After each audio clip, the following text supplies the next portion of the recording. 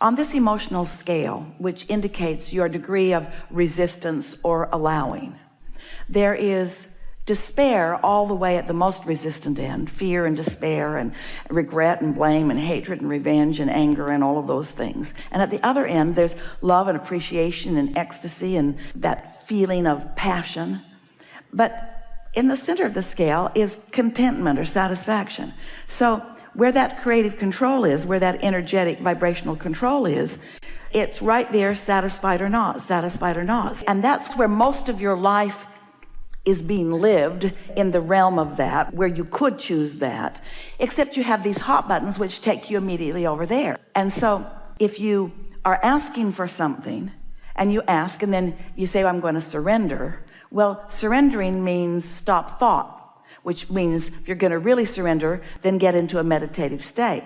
But we don't want you to be in a meditative state more than about 20 minutes a day. We want you to be in a awake state, in control of your vibration, which means look for satisfying things, of which there are so many. And the more time you spend looking for a reason to be satisfied, then the more law of attraction brings you more rivers and streams of things that are satisfying, so that you dwell mostly in that satisfaction and better feeling emotion. Well, that's not surrendering, but it's not resistance either. So when you're dwelling mostly in this, I'm satisfied about life, I love that, I'm so satisfied. Esther spent an afternoon one day for a couple of hours making lists of things that she has identified, because she wanted to isolate the feeling within herself, that were really satisfying in nature.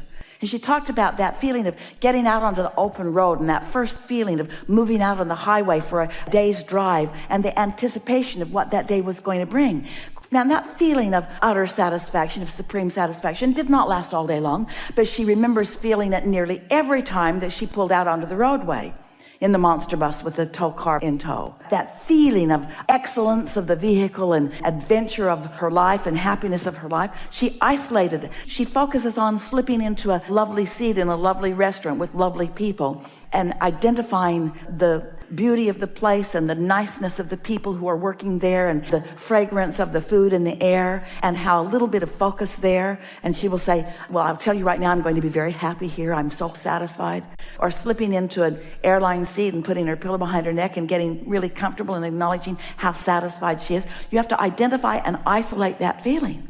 And once you do that and get good at that, then what happens is, not only do you have more and more of those kinds of moments in time, but you establish a point of attraction that makes that mostly what flows through that path of least resistance to you. So it just gets easier and easier and easier.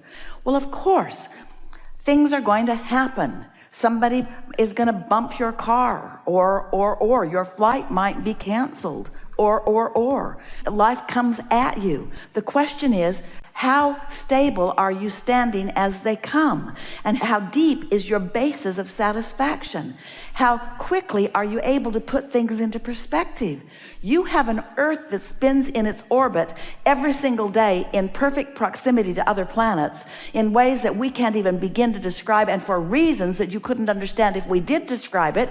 That would need to be the only thing that you focus on, that would give you reason, substantial, validated reason to feel satisfaction, and yet it's not something that comes up in your mind very often. Somebody bumped my car. Well, the earth is still spinning in its orbit.